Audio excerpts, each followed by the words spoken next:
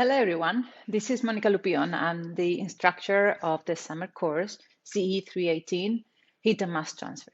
So today we're going to begin with the fundamentals of heat transfer. This is the first lecture of the first block related to heat transfer. So this is the scope of my presentation. First, I will give you an introduction about the fundamentals of heat transfer. Then we're going to focus on the three basic mechanisms for heat transfer: conduction, convection, and radiation. Then we pay the attention to heat conduction, and in particularly, we will discuss the Fourier's law of heat conduction and the definition of the thermoconductivity. This is the general equation.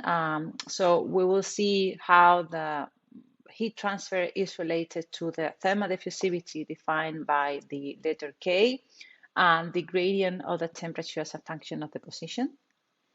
And then we'll focus on the heat convection, and we will analyze the Newton's law of cooling and the convective heat transfer coefficient, which is equivalent to the thermoconductivity in the case of conduction. And this is the general equation where you can see how the heat flux is related to the convective heat transfer coefficient H, and the driving force in this case is delta T. Then we'll move on. We're going to use an analogy between heat transfer and electrical circuits.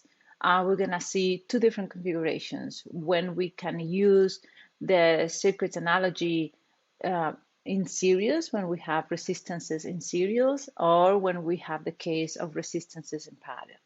And finally, a summary. So if you remember in the introduction, I mentioned that there are two different blocks in this course. One is related to heat transfer and the second one related to mass transfer. Let's focus first in the heat transfer block. We're going to follow the same structure in both blocks. And in heat transfer, we're going to begin with a simple case, which is a steady state. We're going to see one dimension, two dimension, and three dimensions options. Then we'll see the next one is unsteady state. That means that we also need to consider the dependence with time. So we'll see how we can define the relationship between time and temperature, which will define the heat transfer.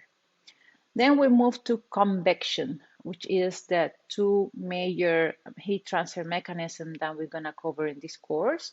And we're going to study the convective heat transfer coefficient with different configurations and under different conditions, for example, in the case of boiling and condensation. And finally, very briefly, we're going to see the radiation mechanism. I mentioned as well in the introduction lecture that this course is pretty much about convection and conduction for heat transfer. Even if we'll discuss radiation, but it's going to be very briefly because this is not the main topic of this course. And then for the engineering application, we're going to study heat exchangers. As I will mention in the lecture, in the corresponding lecture, we will find heat exchangers in many different processes and many different applications. It's very, very common in industry. And we're going to see two different methodologies to solve heat exchangers. One is log mean temperature, and the second one is NTU. But I'll tell you more when it comes, this lecture.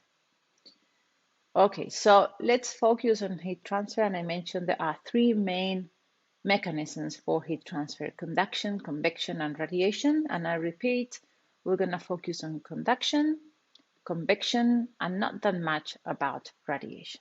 Okay, so let's begin by first one, conduction. So we can understand the heat transfer as a mechanism, as an exchange of kinetic energy of particles. So the higher the temperature of a particle, they will have a higher kinetic energy. And therefore, it will be easier for those particles to impart the energy to the adjacent particles with a lower energy level.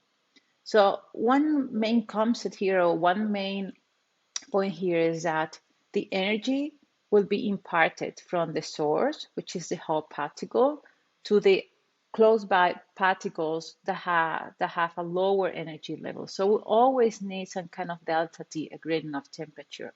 And the heat goes from the hot or hotter particles to the lower energy level particles. And there are many different examples of conduction. One of them is the conductive cooling of Earth core. So the core of our planet is very, very, very hot. Here it's difficult to see, but it's about 600 Celsius. And we have different layers, as you know, and the heat goes from the center to the outside of our planet. So one important concept also associated to conduction is that the particles have to be close by.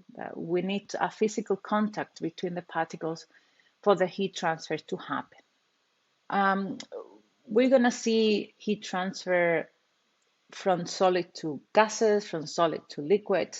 It doesn't really matter as long as we have a physical contact and as long as there is a delta T, heat transfer will happen. Usually, when we have solid, conduction is often the primary heat transfer, while when we have gas or liquids, usually convection is the primary heat transfer, and we're going to see why in a minute.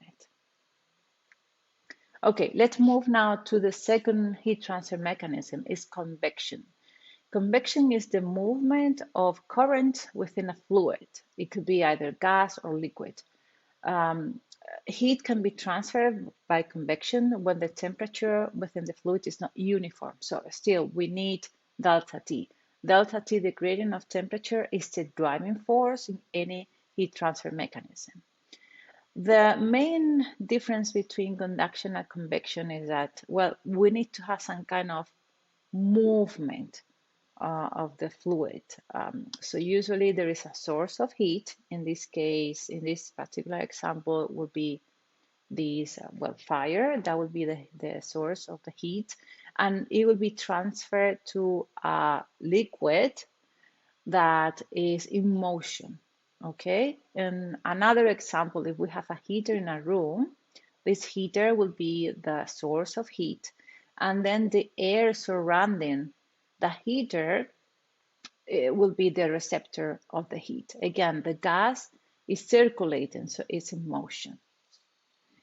We're going to see two different categories within convection.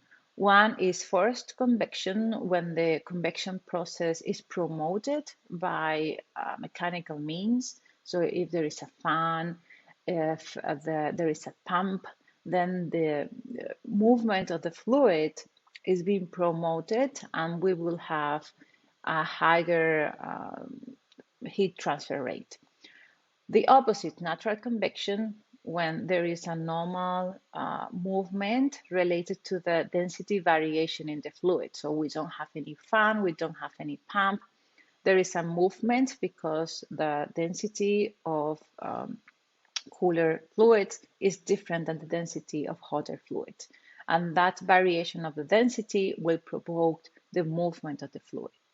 Okay, let's now move to the third heat transfer mechanism, is radiation. The main difference between radiation and conduction and convection is that we don't need a physical medium, we don't need a physical contact. In convection and conduction, we do need a physical contact between the different particles. So radiation is the transfer of energy through space by means of electromagnetic waves. So we need to have electromagnetic waves to transfer the energy from the source to the receptor. And there are different examples here as well. One of them is the sun radiation. So the sun will be the source of the energy, of the heat. And because of this high energy, there will be electromagnetic waves that will travel until they reach our planet. So you can see here, these electromagnetic waves can travel quite a long distance. So the mechanism here is that the thermal energy will be converted into energy in the form of electromagnetic waves.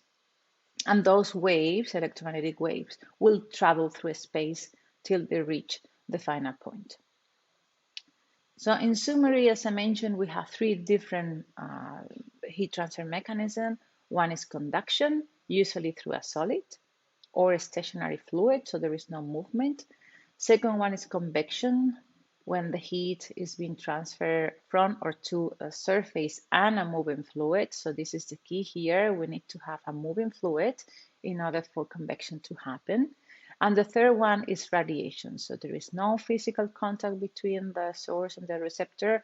The energy is being converted into electromagnetic waves, and these electromagnetic waves can travel through space. So, and as I mentioned at the beginning, we're going to focus in conduction and convection.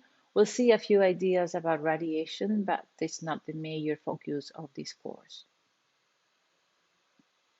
Okay. Now we can have, well, usually, I mean, in real life, anything is really black and white. It's always in between. It's always like a gray area. And in the case of heat transfer, it's the same. So it's very difficult to find one single mechanism for heat transfer. We usually have a combination of convection and conduction or even radiation. And this is just an example. When you put your pan with hot water, for example, to get boiled, then we have the convection happening inside. So the source of heat, this heat is being transferred because of convection to the water that is inside of the pan. But there is also conduction happening from the fire to the pan itself, not just to the fluid, and also some radiation of this heat to a space. Of course, because of the temperature of this fire and the energy is very low, the radiation is not that important. That's why we're not going to consider radiation that much in this course, because usually for any engineering process, radiation is not going to be that important. Unless you work in a nuclear facility, then it's different. But let's say for conventional industrial processes, usually what we're going to have is conduction and convection. Okay, let's stop here, and the next video I'll focus on heat conduction. Thank you.